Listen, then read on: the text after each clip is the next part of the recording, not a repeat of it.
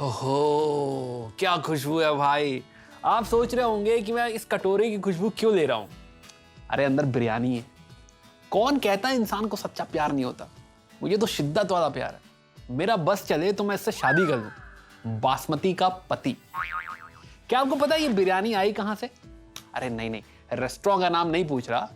बिरयानी मतलब ये चावल, ये मसाले, ये प्याज, ये कहां से आए? नहीं, किराने की दुकान का नाम भी नहीं पूछ रहा। उफ, कैसे समझाऊं यार। बिरयानी है ना तो थोड़ा डिस्ट्रैक्ट हो रहा हूं। मुझे ये पूछना था कि इंसानों ने चावल खाना कब से शुरू किया, प्याज उगाना कब से शुरू किया, मसालों की खेती कब से शुरू करी। इनफैक्ट इंसानों ने एग्रीकल्चर कब से शुरू किया। नहीं जानते? सही है, बिकॉज आज मैं अभिषेक श्रीवास्तव, आपका अपना history educator for UPSC CSC at Unacademy, आपको बताऊंगा इंसान और एग्रीकल्चर की जर्नी के बारे में। सो fasten your seat belts, things are about to unravel. Welcome to this journey because we are going to time travel.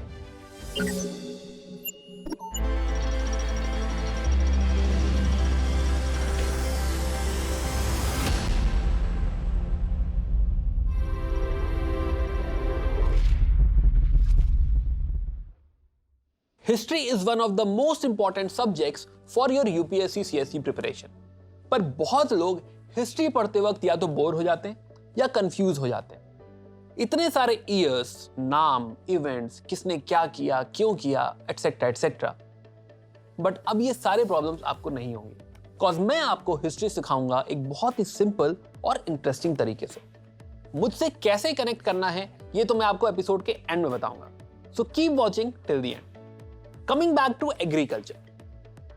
तो एग्रीकल्चर के बारे में जानने से पहले ये समझ लेते हैं कि ये एग्रीकल्चरल रेवोल्यूशन हुआ किस टाइम पे था।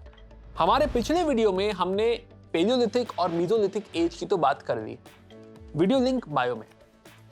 अब आता है नियोलिथिक एज। ये स्टोन एज का वो पीरियड था जब पॉलिश्ड स्टोन टूल्स का इस्तेमाल शुरू हो गया था और फूड प्रोडक्शन की शुरुआत भी हो गई थी।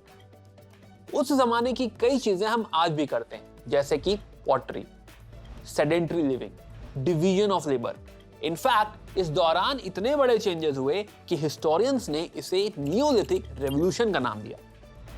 अब ये ऐसे अचानक एक मेंटोस की गोली खाकर आइडिया नहीं आया था। ग्रेजुअली ओवर द टाइम सारी प्रैक्टिसेस इवॉल्व हो रही।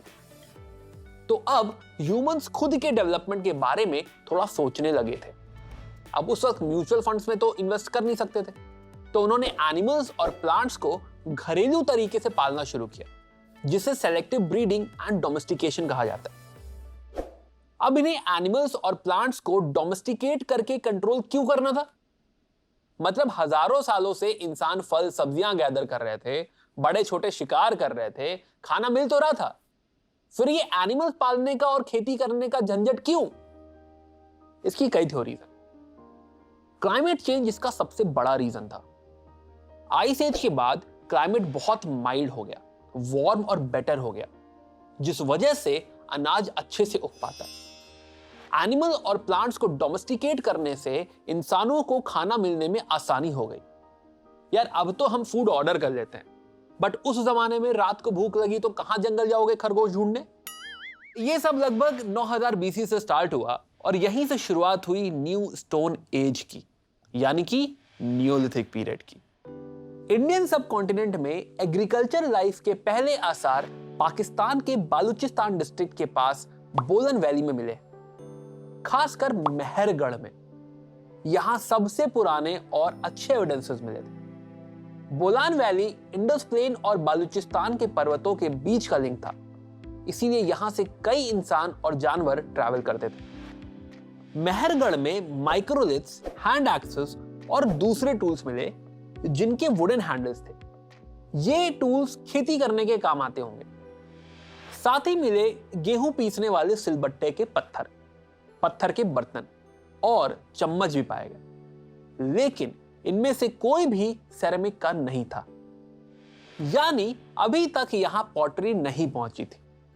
पर इंसानों को फूड ग्रेन्स रखने के लिए, खाना पकाने, खाने के लिए, पानी पीने के लिए, इन सारे कामों के लिए पॉट्स तो लगने ही वाले थे।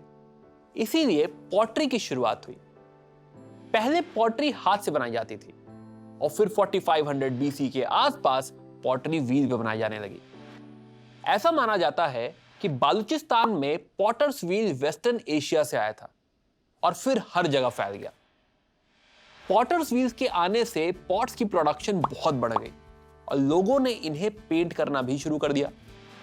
1925 में खुजदार में बसे नाल के एक्सकवेशन में मल्टी कलर्ड पॉलीक्रोम पॉटरी मिली, जिसके बहुत सारे शेप्स थे, डिस्क बॉटम्ड और नैरो माउथ पॉटरी।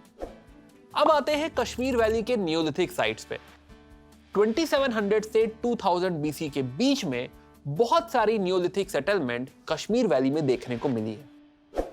इस समय के ज्यादातर नियोलिथिक सेटलमेंट्स कश्मीर में श्रीनगर से अनंतनाग के बीच में मिले, लेकिन सबसे इंपॉर्टेंट साइट है बुरज़ाहों, जो कश्मीर में झेलम नदी के फ्लड पेन्स के ऊपर लोकेटेड है। यहां पाया गया कि लोग मिट्टी के खाने बनाकर उनमें रहते थे। कश्मीर में ठंड भी तो बहुत है, तो मौसम से बचने के लिए ऐसा करते थे। पर जहां नॉर्थ वेस्ट में यह हाल था, विंध्यास के पास अलग ही नियोलिथिक कल्चर चल रहा था, क्योंकि यहां की नियोलिथिक सेटलमेंट्स मिडिल ईस्ट से नहीं आई थी, वो पिछले मीजोलिथिक फेज से इवॉल्व हुई थी। टूल्स अभी भी माइक्रोलिथ थे और भारी थे, लेकिन नए फीचर्स भी आ गए थे, जैसे गाय भैंस का पालना और खेती। साउथ इंडिया की नियोलिथिक साइट्स 2900 से 1000 BC के वक्त का एविडेंसेस दिखाती हैं। उतनूर, पलावॉय, कोडेकाल, वडगल, ये सारी साइट्स में एविडेंसेस जरूर देखने को मिले हैं, लेकिन वो ज्यादा ठोस नहीं। बस कुछ सबूत पौंडीचेरी में मिले हैं और कृष्णा के लोअर और मिडिल वैली में मिले, जो कि कंपैरेटिवली बेटर। ज्यादातर ये डेक्कन के पहाड़, प्लेटोज और रिवर साइड से पाई गई, और इनका सबसे यूनिक फीचर है राख के ढेर और ऐश माउंट्स। अब ये ऐश माउंट्स क्या होते हैं और इंपॉर्टेंट क्यों है? ऐश माउंट्स वो साइट है जहां ऐश और गोबर को बार बार जलाया जाता था। गोबर इंडिकेट्स कि कैटल का डोमेस्टिकेशन है। ये ऐश माउंट्स मेनली कृष्णा, भीमा और तुंगभद्रा के बीच पाए गए थे। ऐसा पता चला था कि हैबिटेशन साइट और ऐश माउंट ये दोनों डायरेक्टली एसोसिएटेड थे। उस समय के लोग कैटल्स को पालकर उनका गोबर सेटलमेंट के बाहर ले जाकर जलाते थे, ऑब्वियसली हेल्थ और रिचुअल्स के लिए। इन्हें उपजाऊ जमीन पर नहीं जलाया जाता था।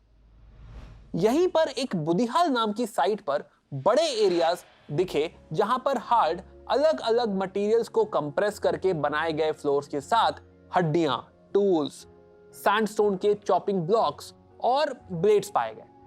पासी में हड्डियां, चारकोल, एनिमल ऑयल और जले हुए बोन्स जैसे एविडेंसेस भी मिले हैं, जिससे यह पता चलता है कि यह एक बुचरिंग साइट है। इन सब का और इनके ऑपरेशन साइज को देखते हुए एक ही बात का इंडिकेशन लगता है, और वो है पार्टी। सच्ची।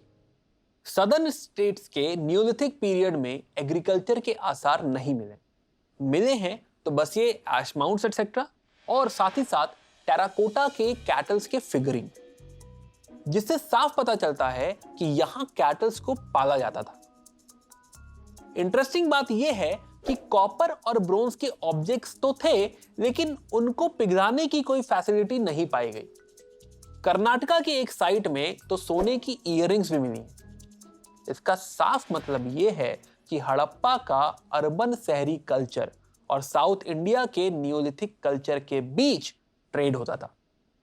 नियोलिथिक टाइम्स में खाने का रोल बहुत इंपॉर्टेंट है, क्योंकि इस वक्त अब कम्युनिटी के लिए इनफ खाना उग भी रहा था और बन भी रहा था। खाने को लंच और डिनर के अलावा ये शायद गिफ्टिंग में भी इस्तेमाल करते थे, जैसे हम और आप हर दिवाली पर सोन पापड़ी नहीं करते, एग्जैक्टली वैसे ही। बस उनका खाना शायद सोन पापड़ी से बेटर होता था।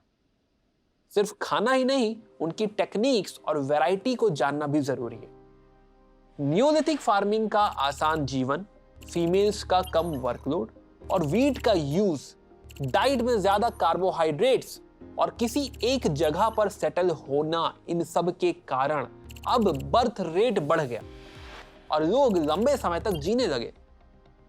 यानी फूड से सिर्फ पेट नहीं, पॉपुलेशन भी बढ़ने लगी। खाने की टेक्निक्स भी बदल रही थी, नए टूल्स आ गए नए टाइप के खाने के लिए, और अब शिकार को इमीडिएटली खाने की जरूरत भी नहीं थी, क्योंकि ग्रेन्स और सीरियल्स को स्टोर किया जा सकता था फ्यूचर यूज के लिए, राइट। सिविलाइजेशन के इवोल्यूशन में वुमेन का रोल भी था, फिर चाहे वो प्लांट्स का डोमेस्टिकेशन हो या फिर खाने को स्टोर करने के लिए नए नए टाइप्स की पॉटरी बनाने का। वुमेन इस फूड प्रोडक्शन के ट्रांजिशन में सबसे ज्यादा इंपॉर्टेंट रोल प्ले कर रही थी। नियोलिथिक टाइम्स में खाने के अलावा क्राफ्ट्स में भी काफी डेवलपमेंट हुआ। लोगों के रहने का तरीका भी बदल गया था, अब परमानेंट विलेजेस बन चुके थे। उनके घरों के अलग साइजेस सोशियो इकोनॉमिक रैंक्स बताते थे। तो हंटर गैदरर्स के कंपैरिजन में कम्युनिकेशन और डायनामिक्स बहुत ज्यादा बदल गए थे। ट्रेड और स्टोरेज जैसी इकोनॉमिक एक्टिविटीज की वजह से अब पॉलिटिक्स की भी जरूरत पड़ने लगी थी। एग्रीकल्चर की वजह से बिलीफ सिस्टम्स भी इवॉल्व होने लगे थे। लोग मदर गॉडेस की पूजा करने लगे थे, क्योंकि महिलाओं को और फील्ड्स को दोनों को ही फर्टिलिटी का सिंबल माना जा रहा था। बरियल मेथड से पता चलता है कि ये अब लोग बरियल सिस्टम में ज्यादा मानने लगे थे, आफ्टर लाइफ में भी विश्वास करने लगे थे। कहीं लोग एनिमल्स के साथ दफन होते थे, कई बार साथ में खाना या फर्टिलिटी से रिलेटेड कोई सिंबल लेके दफन होते थे। नियोलिथिक पीरियड के एंड में लोगों ने मेटल्स का इस्तेमाल भी शुरू कर दिया था। सबसे पहले जिस मेटल का इस्तेमाल किया गया वो था कॉपर, यानी तांबा। कई ऐसे कल्चर्स थे जो कॉपर और स्टोन के टूल्स का इस्तेमाल करते थे। ऐसे कल्चर्स को चाकोलिथिक कहा जाता है, जिसका अर्थ है कॉपर और स्टोन फेस। अब इस कल्चर के बारे में तो हम आगे के एपिसोड्स में बात करेंगे, हम पढ़ेंगे इनके बारे में, लेकिन फिलहाल बात करते हैं एग्रीकल्चरल रेवोल्यूशन की शॉर्टकमिंग्स के बारे में। जी हां, एग्रीकल्चरल रेवोल्यूशन के भी शॉर्टकमिंग्स थे।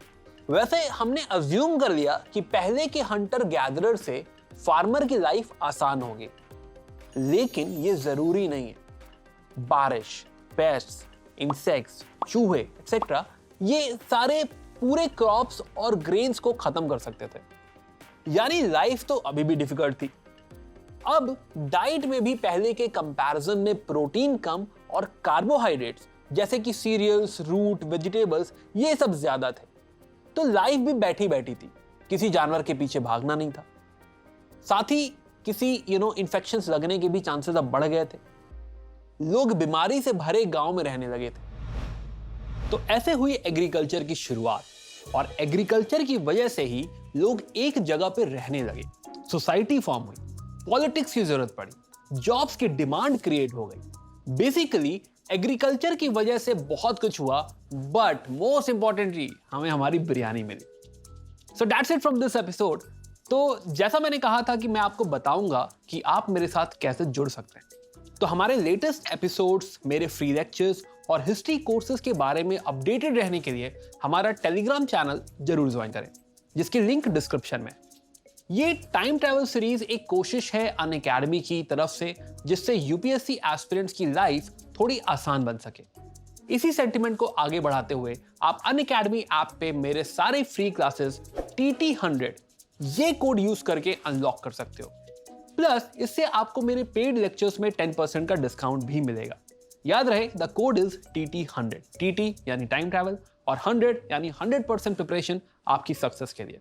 सो join Unacademy today for history lectures so you can create history. मैं अभिषेक श्रीवास्तव मिलूंगा अब आपको अगले एपिसोड में। Till then check out other videos, do like, share and subscribe to time travel with things unravel.